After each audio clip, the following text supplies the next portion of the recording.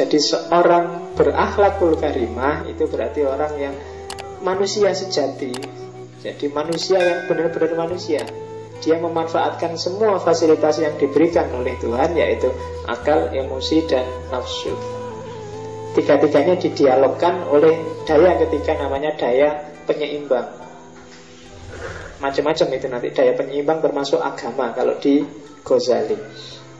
Jalannya gimana untuk bisa mendayagunakan intelek, nafsu, atau akal itu? Ya ada orang luar biasa, ada orang-orang tertentu yang khusus, yang memang dikasih oleh Allah, dianugerahi oleh Allah. Tapi sebagian besar kita sebenarnya harus berusaha sendiri. Para nabi misalnya itu kan memang dikasih oleh Allah akhlakul karimah dalam rangka persiapannya untuk jadi nabi.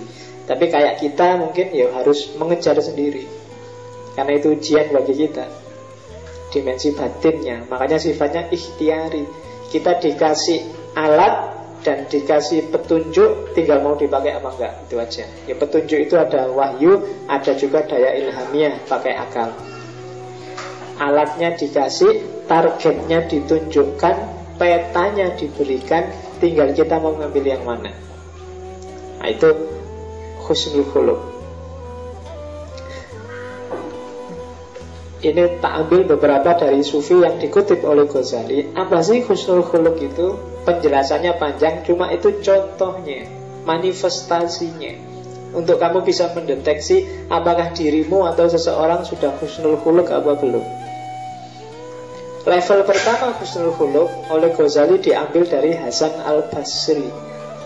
Ciri paling mudah apakah seseorang sudah husnul khuluq atau belum adalah mukanya selalu ramah dan senyum. Itu ciri paling gampang. Kalau ada orang tiap hari merengut kayak ikan koi, mencucu terus, itu alamat paling simpel bahwa akhlaknya bermasalah. Kalau tidak, dia tidak optimis, pasti dia selalu suudzon pada orang lain, menganggap orang lain sebagai ancaman, menganggap orang lain sebagai bahaya bagi dirinya. Maka ora iso guyu belas, merengut. Kalau ada orang dagel, gak lucu.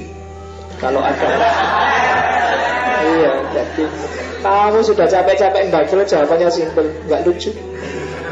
Nah itu kasihan temennya kan, sudah ngarang dagelan dari mana-mana, kamu jawabannya bikin manggel. Kalau diajak ngomong juga ketus, kalau diajak diskusi juga, kalau ngomong sinis, melecehkan, meremehkan.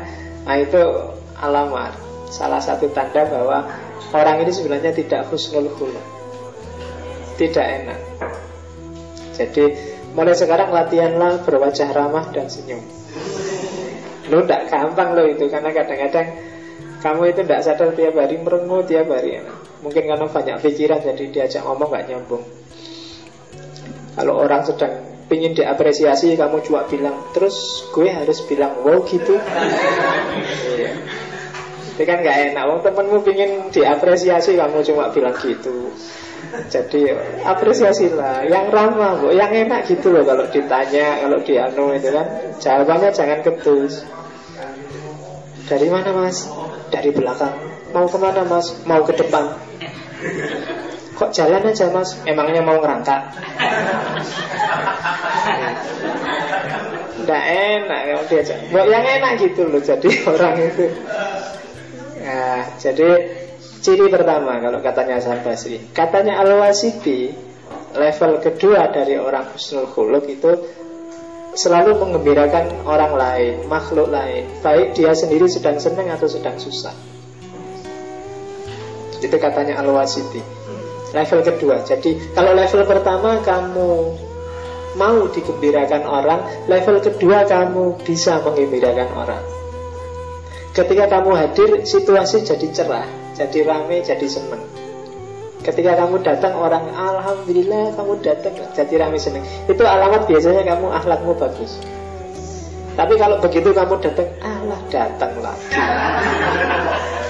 Iya, alamat ini mesti. Kalau ada orang begitu kamu datang semuanya merengut, itu tanda-tanda ada yang tidak mereka sukai dari kamu. Maka hati-hati Usahakan kedatanganmu selalu bikin ceria suasana, selalu bikin orang gembira. Itu ciri paling gampang. Oke, naik kelas dari situ ada pendapatnya Abu Usman. Nah, ini sudah ke dalam lagi. Kalau tadi kan artifisial, aspek fisiknya kelihatan dari luarnya. Ini lebih ke dalam lagi. Orang husnul khuluq adalah orang yang tidak pernah mengeluh.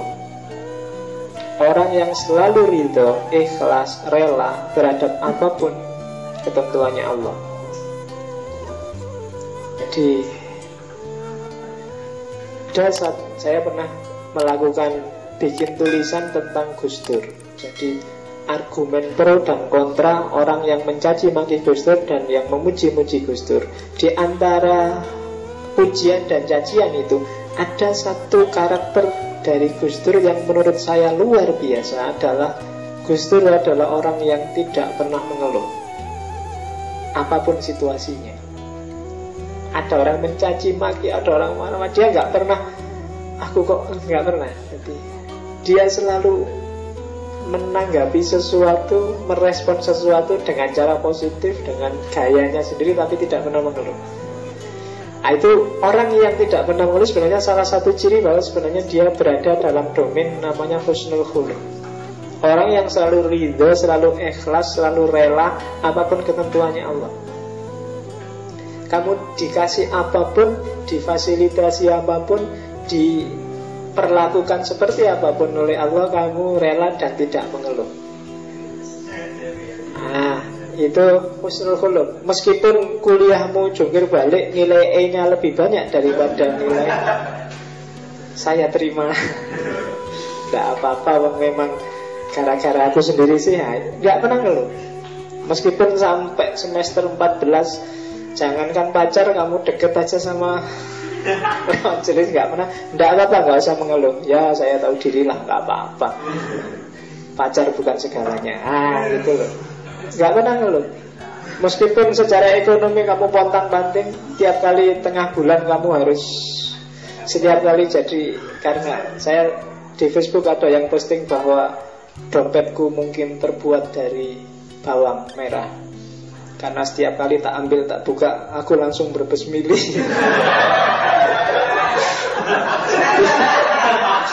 Jadi dia anggap, wah, jangan-jangan dompetku ini terbuat dari bawang merah ya. Karena setiap kali tak buka kok langsung berbesmili. Karena gak pernah ada isinya. Jadi aduh, ya jadi Oke. Jadi orang yang tidak pernah ngeluh. Dan yang ketiga, naik level dari itu adalah orang yang sanggup menahan diri. Seandainya disakiti orang, tidak pernah balas. Jadi selalu sayang pada orang, selalu bisa memaklumi apapun perilaku orang pada dirinya. Itu pendapatnya Al-Furqan yang diadopsi oleh Ghazali. Jadi level ketiga dari husnul khuluq adalah orang yang tidak balas, bisa menyebarkan ideologi kasih sayang, memohonkan ampun pada orang yang menggolimi dia. Jadi tidak sekedar bisa, tapi malah memohonkan ampun. Yang serius tapi, karena ada juga yang guyonan kan, ya Allah ampunilah orang yang menggolimiku, masukkanlah dia ke surga, kalau bisa sekarang juga masukkan ke surga. Itu namanya nggak niat mendoakan yang baik. Jadi ya beneran didoakan biar diampuni, nggak apa terus. Itu kan nyumpai dan mati saiki gitu namanya. Jadi dipohonkan ampun biar meskipun dia mendzalimimu. Itu level husnul khuluq yang ketiga. Dan yang terakhir puncaknya husnul khuluq adalah ketika seseorang tidak lagi bisa mempengaruhi dirinya apapun kondisi sekelilingnya, karena yang dia inginkan hanya Allah. Itu puncaknya husnul khuluq. Kondisi sekeliling tidak bisa lagi bikin kamu sedih, bikin kamu pesimis, bikin kamu tidak nyaman, bikin kamu tidak enjoy, karena satu-satunya orientasimu hanya Allah. Kalau sudah nyampe di puncak ini, berarti kamu sudah purna jadi seorang yang husnul khuluq. Itu contoh manifestasi dari husnul khuluq.